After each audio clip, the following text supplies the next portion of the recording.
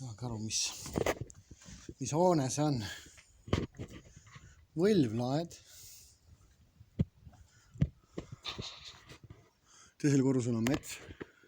Aga mis see olla võiks?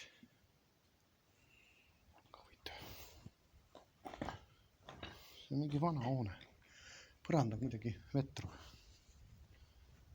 Tea, mis siin siis all on. Lihtsalt mingid lehmad on siin käinud elamas või.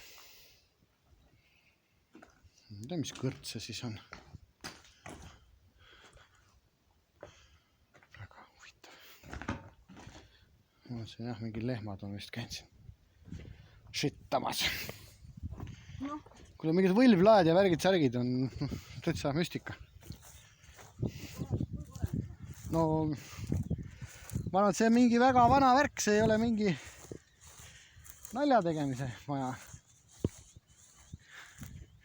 No näed, mets kasvab teisel korrusel. Aga mis maja see võiks olla? Kuna tal aknaid ei ole, ta peab olema mingisugune... Üks aken teisel pool.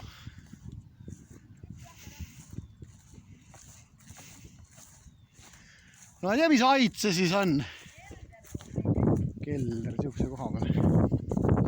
Keset lagedat. Plõtsi. Vangla võib olla. Välja ei saa, ainult üks aken on siin taga. Äkki on vangla?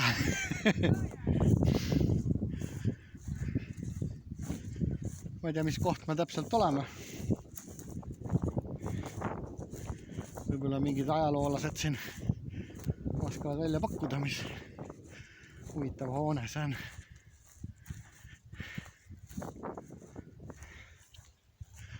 Väga huvitav aken. Huvitav värk. Keegi oli viitsid seda metsa siit ülevalt maha võtta. Aga need seal ei ole, need juured ei ole läbi lae tulnud. No võt. Mis selle koha nimi võiks olla?